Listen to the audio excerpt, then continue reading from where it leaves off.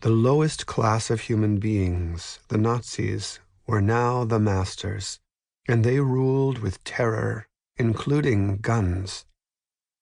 Anyone who spoke out against them was shot on the spot or deported to face a slower death.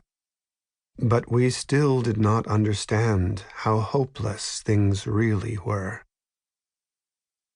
During the war, cash had very little value, and to protect what wealth they had, people in general bought all the diamonds, silverware, figurines, and gold pieces that they could get their hands on.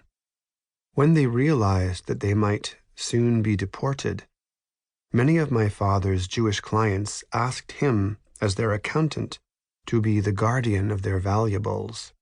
They believed that because of his age, he was then 58 years old, and because he had a heart problem, he would not be deported to a forced labor camp. So, each client made a small package containing their valuables and delivered it to our home.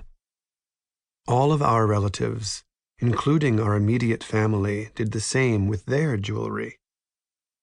Instead of using the client's name, my father numbered each package so that when everything returned to normal, the valuables could be identified. Then we set about hiding the packages.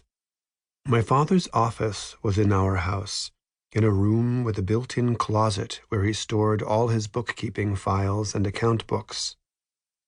My father and I cut a space inside the wall directly above the closet and stuffed all the packages into the space. We then closed up the wall and repapered the whole room so that there was no evidence of our hiding place. For everyone's protection, none of my father's clients knew the identity of any other client who had given us valuables for safekeeping. It was a good idea, but unfortunately, in case neither he nor I survived the war, my father told each client separately where the packages were hidden. I would discover later that this was a mistake. After we had already closed up the wall and restored the room to its normal condition, another of my father's clients arrived with 2 leather briefcases full of gold coins and asked my father to take care of them.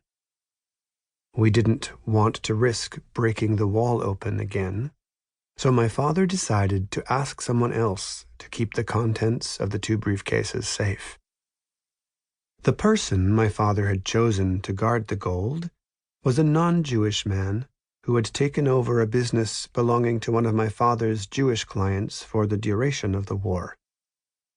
A number of Jews tried to protect their businesses from the Nazis in this way.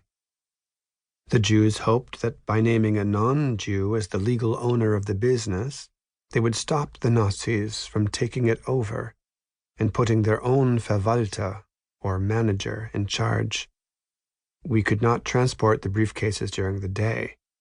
We had to do it during the night, when Jews were not allowed to be on the street. It was a dangerous mission. We put pieces of rope around the briefcases to reinforce them because they were heavy and because Jews were no longer allowed to use public transportation, we had to walk quite a distance with them. My father and I delivered the briefcases to a house somewhere in the neighborhood of the Leostraat, and then we walked back to our house. This was all done in total darkness because the city was blacked out against air raid attacks. During the walk back, my father told me that, in addition to our hidden package of valuables, he had also given some of our money to our non-Jewish neighbor across the street, Mr. Biermaas, for safekeeping. If any of us survived the war and needed money, we would be able to go to Mr. Biermaas and get it. Mr. Biermaas was in charge of the laboratory in the building across the street from us and lived on the top floor. His windows were right across from ours.